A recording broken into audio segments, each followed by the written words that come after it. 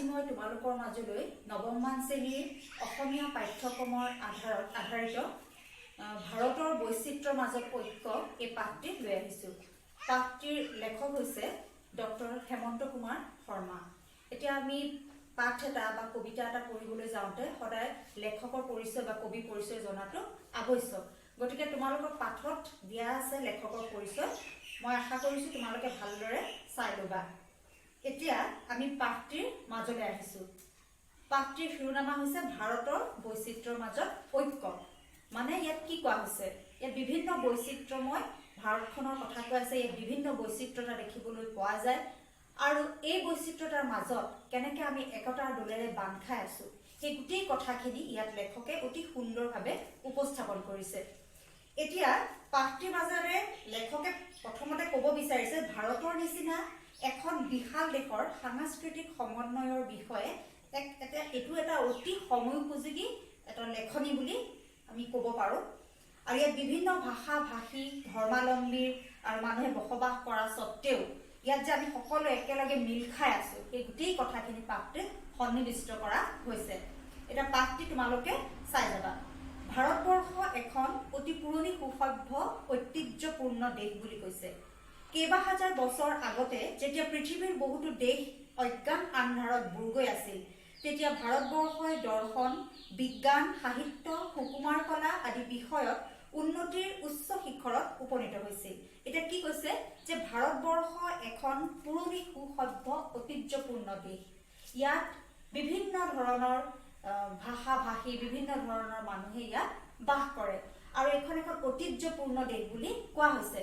তোমালোকে এটা কথা নিশ্চয় জানা, যেতিয়া গোটেই পৃথিৱীতে জ্ঞানৰ পোহৰ পৰা নাছিলে, তেতিয়া ভাৰতত তক্ষশিলা আৰু নালন্দা নামৰ দুখন বিশ্ববিদ্যালয় কিন্তু গঢ় লৈ উঠিছিলে। এইটো তোমালোকে নিশ্চয় গম পোৱা। গতিকে তাৰ পৰা আমি অনুমান কৰিব পাৰোঁ ভাৰত তেতিয়াৰ পৰাই বহুত চহকী।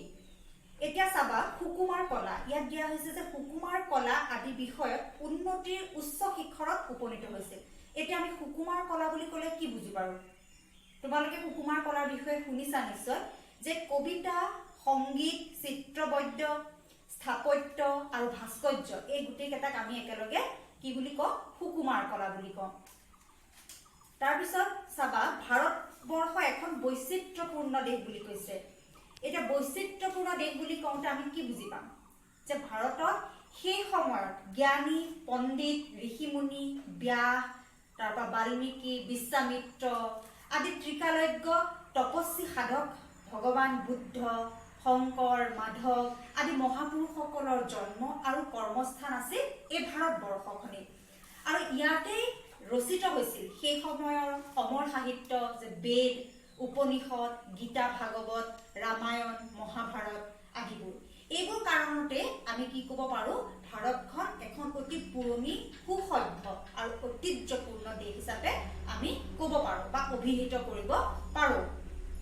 এতিয়া চাবা ভৌগোলিক অৱস্থাত আৰু বিভিন্ন সময়ত ভাৰতলৈ অহা বিভিন্ন মানৱ জাতিৰ ধৰ্ম, ভাষা, আচাৰ ব্যৱহাৰ, কলা সংস্কৃতি আদি বিষয়ত ভাৰতৰ বিচিত্ৰতা লক্ষ্য কৰিব পাৰি। এইটো তোমালোকে অকণমান আগত মই কৈছোৱেই যে বিভিন্ন ধৰ্মৰ মানুহ বা ভাষা ভাষীৰ লোক আমাৰ ভাৰততে বাস কৰে আৰু বহুত আগৰ পৰাই বিভিন্ন ভাষা ভাষী বা ধৰ্মৰ মানুহ ভাৰতলৈ আহিছিল আৰু আমি সকলো একতাৰ দোলেৰে এডাল এনাজৰীৰে বান্ধ খাই আছিলোঁ।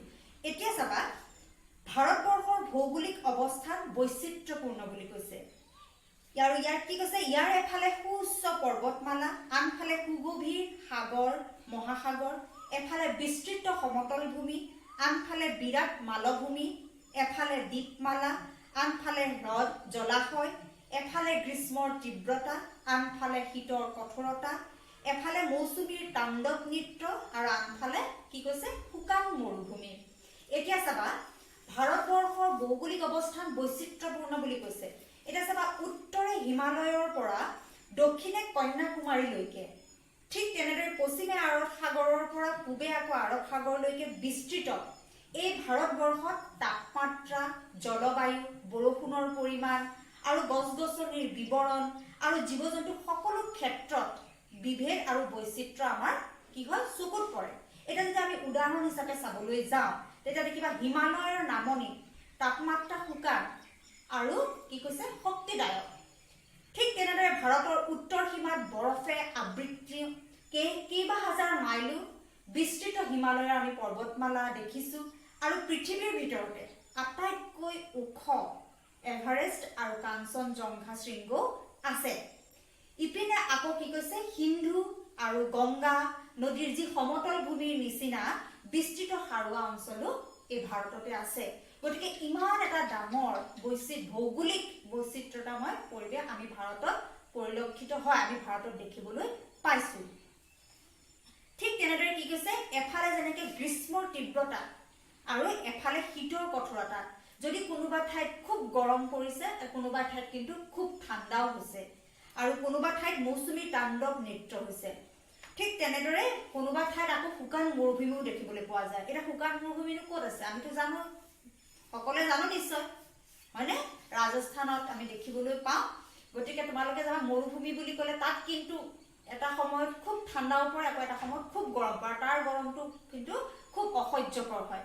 গতিকে এই গোটেই বস্তুখিনি যে হৈ আছে, এই গোটেইখিনি কিহৰ কাৰণে হৈছে? এই ভাৰতৰ ভৌগোলিক বৈচিত্ৰ্যপূৰ্ণ বুলি কোৱা হৈছে। ভাৰতত এই সকলোখিনি দেখিবলৈ পোৱা যায়।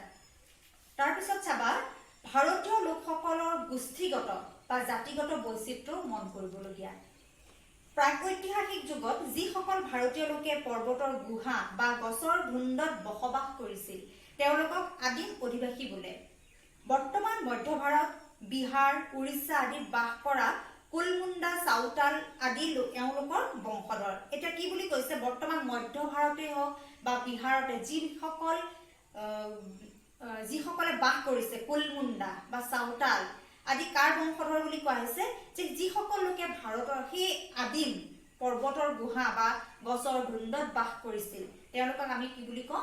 আদিম অধিবাসী। আৰু এই আদিম অধিবাসীসকলৰ পৰাই কি হৈছে মধ্য ভাৰতত বা বিহাৰ, উৰিষ্যাত আদি যিসকল আমি কুলমুণ্ডা বা চাওতাল আদিৰ লোকসকল দেখিবলৈ পাইছো, সেই তেওঁলোকৰে আদিম অধিবাসীসকলৰে বংশধৰ বুলি ইয়াত কৈছে। তাৰপিছত চাবা ভাৰতলৈ অহা এটি সুপ্ৰাচীন মানৱ গোষ্ঠী হ'ল দ্ৰাবিড়সকল। এতিয়া ভাৰতীয় লোকসকলৰ যি গোষ্ঠীগত বা জাতিগত বৈচিত্ৰ্য সেইটো কিন্তু মন কৰিবলগীয়া। এতিয়া ইয়াত দ্ৰাবিড়সকল বুলি কওঁতে ইয়াত বহুত বিভিন্ন কথা আহে। তোমালোকে চাবা যে দ্ৰাবিড়সকল বুলি ক'বলৈ যাওঁতে আমি ভাৰতৰ যি জনগোষ্ঠী সেই জনগোষ্ঠীৰ বিষয়ে জানিব লাগিব। ভাৰতীয় জনগোষ্ঠীৰ তাৰপিছত 4টা জনগোষ্ঠী আছে আৰু সেয়া হৈছে আৰ্য, দ্ৰাবিড়, আদিম জনজাতি আৰু মংগোলীয় গোষ্ঠী। গতিকে ইয়াত দ্ৰাবিড়সকল অহাৰ কথা ক'বলৈ যাওঁতে আমি এইখিনি কথাও জানিব লাগিব। পুৰণি কালত আৰু দুটি মানৱ গোষ্ঠী উত্তৰ পূব চুকেদি সোমাই ভাৰতবৰ্ষ স্থায়ীভাৱে বসতি কৰিবলৈ লৈছিল। তেওঁলোক হ'ল অষ্ট্ৰিক আৰু মংগোলীয় অষ্ট্ৰিক গোষ্ঠীৰ লোক, সেয়া ইয়াত দিছে। নগা, বড়ো, মিচিং, কাৰ্বি, গাৰো আদি লোকসকল মংগোলীয় গোষ্ঠীৰ। এতিয়া তোমালোকৰ পৰীক্ষাত হয়তো সুধিব পাৰে যে মংগোলীয় গোষ্ঠীৰ লোকসকল বুলি ক'লে আমি কাক বুজো বা মংগোলীয় গোষ্ঠীৰ লোক কোনসকল? তেতিয়া আমি কাৰ কথা লিখিব লাগিব? আমি লিখিব লাগিব যে নগা, বড়ো, মিচিং, কাৰ্বি, গাৰো আদি মংগোলীয় গোষ্ঠীৰ লোক। হ'বনে? এতিয়া চাবা যে দ্ৰাবিড়সকলে উত্তৰ ভাৰতত বসবাস কৰি থকা সময়তে অৰ্থাৎ প্ৰায় 4000 বছৰ আগতে আৰ্য নামে এটা মানৱ গোষ্ঠী উত্তৰ পশ্চিম ফালেদি আহি ভাৰতত সোমায়। তেওঁলোকে দ্ৰাবিড়সকলক দক্ষিণ ভাৰতবৰ্ষলৈ খেদি প্ৰথমে পাঞ্জাৱ আৰু পাছত গোটেই উত্তৰ আৰু পূব ভাৰতত স্থায়ীভাৱে বসতি কৰিবলৈ লয়। আৰ্যসকলৰ পৰাই ব্ৰাহ্মণ, ক্ষত্ৰিয়, বৈশ্য, শূদ্ৰ আদি বৰ্ণৰ সৃষ্টি হয়। উল্লেখযোগ্য যে ভাৰতবৰ্ষলৈ অহা এই মানৱ গোষ্ঠীসমূহৰ শাৰীৰিক গঠন আৰু ভাষা সংস্কৃতি একেবাৰেই পৃথক আছিল। এটা বিভিন্ন সময়ত ভাৰতলৈ বিভিন্ন জনগোষ্ঠীৰ মানুহৰ প্ৰব্ৰজন ঘটিছিল আৰু সেই সময়ত যিসকল লোক ভাৰতলৈ আহিছিলে এই মানৱ গোষ্ঠীৰ লোকসকল কিন্তু সকলো দেখাত বেলেগ আছিল। তেওঁলোকৰ শাৰীৰিক গঠনেই হওক, তেওঁলোকৰ ভাষা সংস্কৃতিয়েই হওক, সকলো বেলেগ আছিল। কিন্তু যিমানেই বেলেগ নাথাকক সকলো কিন্তু আহি সেই একেখন ভাৰততে সকলো মিল খাইছে। গতিকে এইটোৱে হৈছে ভাৰতীয় বৈচিত্ৰ্য। এতিয়া চাবা আৰ্যসকলৰ পাছতো ভাৰতলৈ অহা বিদেশীৰ সোঁত বন্ধ হোৱা নাছিল। ভাৰতবৰ্ষলৈ পৃথিৱীৰ বিভিন্ন ঠাইৰ পৰা মানুহৰ সোঁত বৈ আহিছে। আৰ্যসকল অহাৰ অনেক কালৰ পাছত এছিয়া আৰু ইউৰোপৰ পৰা কেইবাটাও প্ৰবল পৰাক্ৰমী জাতি আহি ভাৰতবৰ্ষত ৰাজ্য স্থাপন কৰে। সেইসকলৰ ভিতৰত হক, কুশান, পাঠান, মোগল, পৰ্তুগীজ, ইংৰাজ, ফৰাচী আদি প্ৰধান। এই বিজেতাসকলৰ ভিতৰত সৰহভাগেই ভাৰতবৰ্ষকে আপোন কৰি লৈ ভাৰতীয়ৰ লগত নিজকে মিলাই দিছিল। এতিয়া কি হৈছে, আৰ্যসকলৰ পাছতো ভাৰতলৈ বিদেশীৰ সোঁত বৈছিল। এতিয়া বিদেশীসকল কোন কোন আছিল? ভাৰতবৰ্ষলৈ বিভিন্ন সময়ত বিভিন্ন মানুহৰ সোঁত বৈছিলে। আৰু আৰ্যসকল অহাৰ অনেক কালৰ পিছত এছিয়া ইউৰোপৰ পৰা যিসকল পৰাক্ৰমী জাতি আহিছিল, সেইসকলৰ ভিতৰত মোগল, তাৰপিছত হক, পাঠান, পৰ্তুগীজ, ইংৰাজ এইবিলাকৰ এওঁলোকৰ কথা ইয়াত উল্লেখ কৰিছে। এতিয়া তোমালোকে জানা এটা শক্তিশালী হেৰি বুলি ক'লে আমি কাক ক'ব পাৰোঁ? মোগলসকল। মোগলসকলে ভাৰতত যেতিয়া ইয়াত খোপনি পুতিছিলে তেতিয়া কিন্তু ভাৰতৰ যি সকলো দিশতে ভাৰতক আগবঢ়াই নিছিলে। এতিয়া প্ৰথম মোগলৰ যি হৈছিলে সেইটো আৰম্ভ কোনে কৰিছিলে? বাবৰে। বাবৰে পানিপথৰ যুদ্ধৰ পিছতে যি ভাৰতত সাম্ৰাজ্য প্ৰতিষ্ঠা কৰিছিলে। আৰু লাষ্ট শেষ কোনে কৰিছিলে? ঔৰংগজেবৰ পিছতে মোগল সাম্ৰাজ্যৰ পতন ঘটিছিলে। আৰু তাৰপিছত আমি তেনেকে বিভিন্ন ধৰণৰ হেৰিত দেখিবলৈ পাই যাম যে কোনে কেনেদৰে শাসন কৰিছিলে। তোমালোকে সমাজ অধ্যয়নত বা সমাজ বিজ্ঞানত এই বিষয়ে ভালদৰে পাবা। তথাপি তোমালোকে জানা, তথাপি মই দুই এটা কথা উনুকিয়াই গৈছো তোমালোকক। এতিয়া তোমালোকে চাবা যে শ্বাহজাহানে মুমতাজৰ নামত আগ্ৰাৰ তাজমহলটো বনাইছিলে। সেইটো কথা তোমালোকে নিশ্চয় জানা। গতিকে সেই তেনেকুৱা ধৰণৰ পুৰণা যিবিলাক ঐতিহাসিক সমল সেইবিলাক আমি পাওঁ, সেইবিলাক আমি ভাৰতৰ মাজত দেখিবলৈ পাওঁ। গতিকে আমি ইয়াতে ক'ব পাৰোঁ যে এইটো একতাৰ দোলেৰে সকলোবোৰ তেতিয়াৰ পৰা এতিয়ালৈকে বান্ধ খাই আছে। পূব আৰু দক্ষিণ ভাৰতৰ মানুহৰ প্ৰধান খাদ্য ভাত, কিন্তু উত্তৰ, মধ্য আৰু পশ্চিম ভাৰতীয় লোকৰ প্ৰধান আহাৰ ৰুটি। উত্তৰ, দক্ষিণ আৰু পশ্চিম ভাৰতৰ উচ্চ হিন্দুৰ মাজত মাছ মাংস নচলে। এটা কি কৈছে? পূব আৰু দক্ষিণ ভাৰতৰ যিসকল লোক তেওঁলোকৰ প্ৰধান খাদ্য কি বুলি কৈছে? ভাত। এতিয়া আমাৰ অসমতে তোমালোকে ধৰা, অসমত আমাৰ প্ৰধান খাদ্য আমি ভাত। আমাৰ ভাতটো আমাৰ মুখ্য আহাৰ হিচাপে ধৰা হয়। কিন্তু কোনো কোনো ঠাইত তোমালোকে দেখিবলৈ পাবা যে তেওঁলোকৰ মুখ্য আহাৰ কিন্তু ভাত নহয়, ৰুটিহে। যেনেকৈ আমি ভাত খাওঁ তেওঁলোকে ঠিক তেনেদৰে তেওঁলোকৰ হেৰিত ৰুটি খায়। এতিয়া চাবা আৰু যিবিলাক উচ্চ বৰ্ণৰ হিন্দু মানুহ আছে সেই উচ্চ হিন্দুসকলৰ মাজত এই মাছ মাংসৰ প্ৰচলন নহয়, মাছ মাংসটো নচলে, তেওঁলোকে মাছ মাংস নাখায়। কিন্তু পূব ভাৰতৰ সকলো লোকেই মাছ মাংস খায়। আৰু পূব ভাৰতৰ যিসকল লোকে বাস কৰে তেওঁলোক সকলোৱে মাছ মাংস খায়। পূব ভাৰতৰ মতা মানুহে পোন্ধ মাৰি চুৰিয়া পিন্ধে, কিন্তু দক্ষিণ ভাৰতীয় লোকে পোন্ধ নামাৰি লুঙিৰ দৰে চুৰিয়া পিন্ধে। এতিয়া তোমালোকে কেৰেলাত বা তামিলনাডু এইবিলাকলৈ গ'লে তোমালোকে দেখিবলৈ পাবা। তাত কিন্তু তোমালোকৰ আমি যেনেদৰে আমাৰ অসমতে হওক বা ইয়াতে হওক য'তে আমি ধুতি যেনেকৈ আমাৰ পুৰুষসকলে পৰিধান কৰে, ইয়াত পিছফালে পোন মাৰি ধুতি পৰিধান কৰে, কিন্তু তোমালোকে কেৰেলালৈ গ'লে দেখিবলৈ পাবা তেওঁলোকে কিন্তু ধুতিখন পোন মাৰি নিপিন্ধে, পুৰা দীঘলকে ধুতিখন তেওঁলোকে পিন্ধে। গতিকে বিভিন্ন ঠাইত সাজপাৰৰ ওপৰতো ভাৰতৰ বৈচিত্ৰতাময় পৰিৱেশৰ বৈচিত্ৰ্য দেখিবলৈ পোৱা যায়। উত্তৰ ভাৰতত ঠিক তেনেদৰে পায়জামাৰ আদৰ বেছি।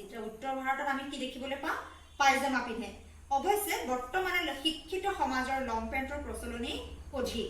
ভাৰতীয় তিৰোতাৰ প্ৰধান সাজ শাৰী যদিও অসমীয়া তিৰোতাই মেখেলা চাদৰ আৰু উত্তৰ ভাৰতৰ তিৰোতাসকলে সাধাৰণতে চুৰিদাৰ পায়জামা পৰিধান কৰে। এতিয়া ভাৰতীয় তিৰোতাৰ প্ৰধান সাজ কি বুলি কৈছে? শাৰী যদিও আমাৰ কিন্তু অসমৰ লোকসকলৰ প্ৰধান সাজ কি হ'ব? চাদৰ মেখেলা। আমাৰ অসমীয়া হিচাপে আমি কি পিন্ধো?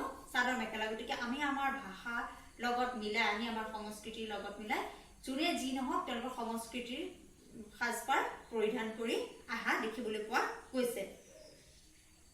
এতিয়া ছাত্ৰ ছাত্ৰীসকল, তোমালোকৰ আজি এই পাঠটো বহুত দীঘল, গতিকে তোমালোকৰ মই যিমান দূৰ আজি হয় সিমানখিনি পঢ়ালো। নেক্সট ক্লাছত তোমালোকৰ মই পিছৰখিনি পঢ়াই সামৰণি মাৰিম আৰু তাৰপিছত প্ৰশ্ন